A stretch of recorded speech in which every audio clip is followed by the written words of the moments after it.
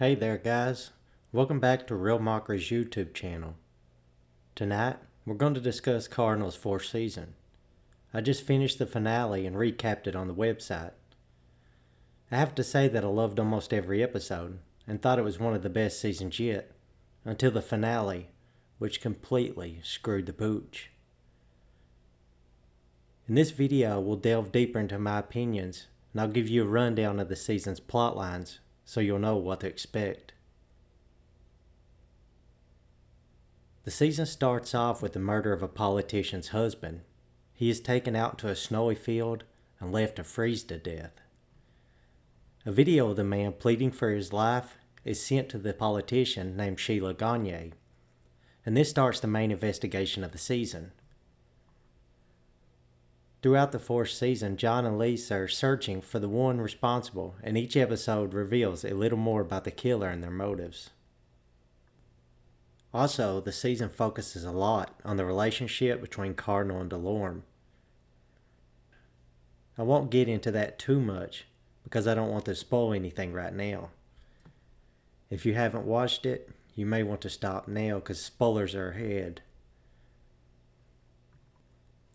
Alright, let's get into spoilers in the finale. There are two main villains this season. For the first half of the season, the villain is a contract killer by the name of Neil Cuthbert. I think's his last name.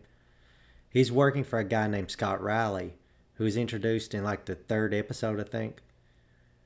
Neil is helping Scott get revenge on several people who ruined his life over 20 years ago when they killed his girlfriend Rebecca and sent him to prison for it. Those people include politician Sheila Gagne, Josh's dad Ken McNider, Barry LeBlanc, and Todd Roy.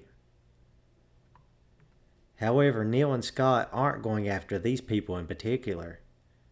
They're going after their loved ones, so that they'll feel how Scott felt when his beloved Rebecca was left to die. Halfway through the season, Neil and Scott get into an argument, and Neil ends up dead. As a result, Scott takes over.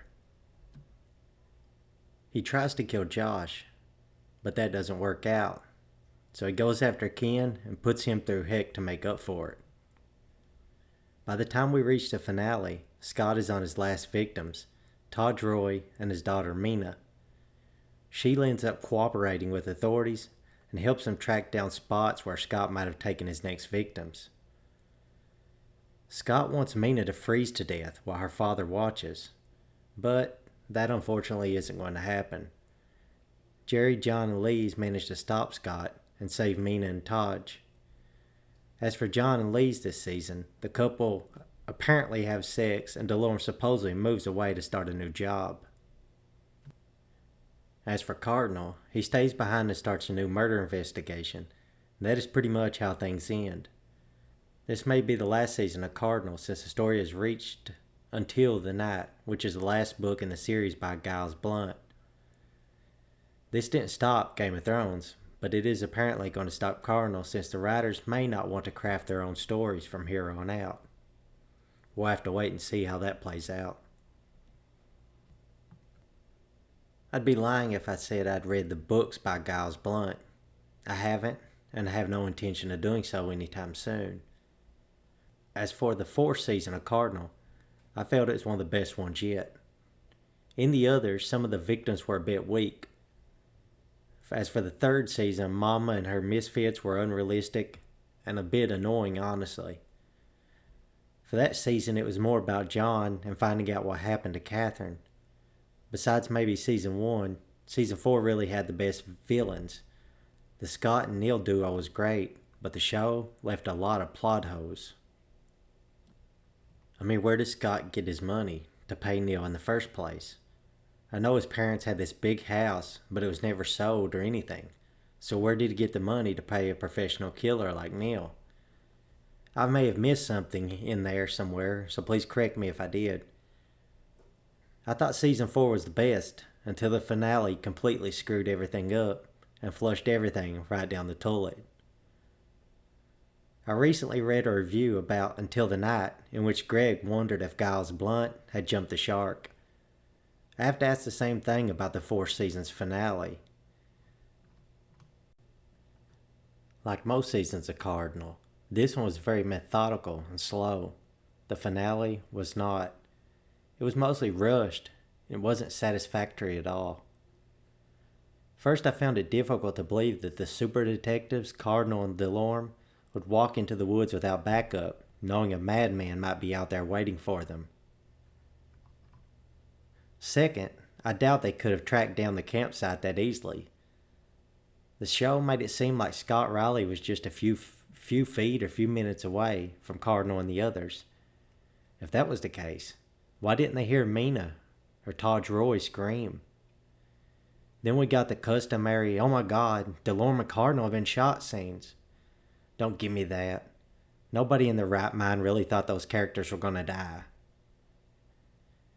When Jerry jumped on that snowmobile, you had to know he was going to be the one who put a bullet or two in Scott Riley. It was just way too predictable and way too easy. After that, things went downhill even further. Taj Roy and Mina had frostbite, but they were saved. Are we supposed to celebrate that? So what the heck happened to them? What about Sheila Gagne? This episode didn't cover any of that stuff. It just quickly jumped to Cardinal and Delorme trying to move on with their lives. It was like Scott Riley is dead and everything that happened before that can be swept under the rug. Then we got about 5 minutes with John Cardinal arriving at a new murder scene, standing outside a dark tunnel of sorts.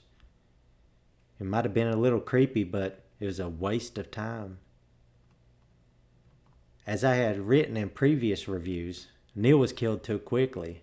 Scott was as well. The writer put little creativity into the ending of this season. I wanted to see Scott get revenge, or at least Taj and the others be brought to justice for the things they had done. But nope, nothing at all.